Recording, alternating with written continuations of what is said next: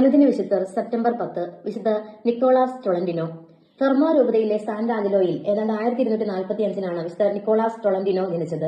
അവന് 7 വയസ്സ് മാത്രം പ്രായമുള്ളപ്പോൾ പർവ്വതങ്ങൾ താൻ കണ്ടിട്ടുള്ള സന്യാസിമാരെ അനുകരിച്ച് അവനും തന്റെ വീടിന്റെ അടുത്തുള്ള ഗുഹയിൽ രഹസ്യമായി പ്രാർത്ഥിക്കുക പതിവായിരുന്നു.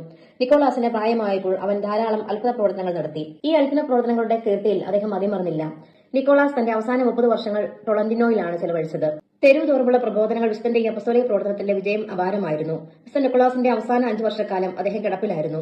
1305 ടൊളന്റിനോയിൽ തന്റെ സന്യാസ സമൂഹത്തിന്റെ നടുവിൽ വെച്ചാണ് വിശുദ്ധൻ മരണപ്പെടുന്നത്. 1345 ഒരു ആത്മായ സഹോദരൻ തിരുശേഷിപ്പുകളുമായി ജർമ്മനിയിലേക്ക് കൊണ്ടുപോകുന്നതിനായി വിശുദ്ധന്റെ ഭൗതിക ശരീരത്തിൽ നിന്നും കരങ്ങൾ മുറിച്ചെടുത്തു. അതിനാൽ ഇത്തരം സംഭവങ്ങൾ മേലിൽ സംഭവിക്കാതിരിക്കുന്നതിനായി അവിടുത്തെ സന്യാസികൾ വിശുദ്ധന്റെ ഭൗതിക ശരീരം രഹസ്യമായി വെച്ചു. എന്നാൽ അത് പിന്നീട് കണ്ടെത്താൻ ആർക്കും കഴിഞ്ഞില്ല. എന്നാൽ മുറിച്ചെടുക്കപ്പെട്ട കരങ്ങൾ സുരക്ഷിതമായി ഇപ്പോഴും സൂക്ഷിക്കപ്പെട്ടിരിക്കുന്നു. പലപ്പോഴും അതിൽ നിന്ന് രക്തം പ്രവഹിക്കുന്നത് റിപ്പോർട്ട് ചെയ്യപ്പെട്ടിട്ടുണ്ട്. സാധാരണയായി സഭയിലോ ലോകത്തോ ഏതെങ്കിലും തരത്തിലുള്ള ദുരന്തങ്ങൾ സംഭവിക്കുന്നതിന് മുന്നോടിയായിട്ടാണ് ഇപ്രകാരം രക്തം പ്രവഹിക്കുന്നതെന്ന് പറയപ്പെടുന്നു.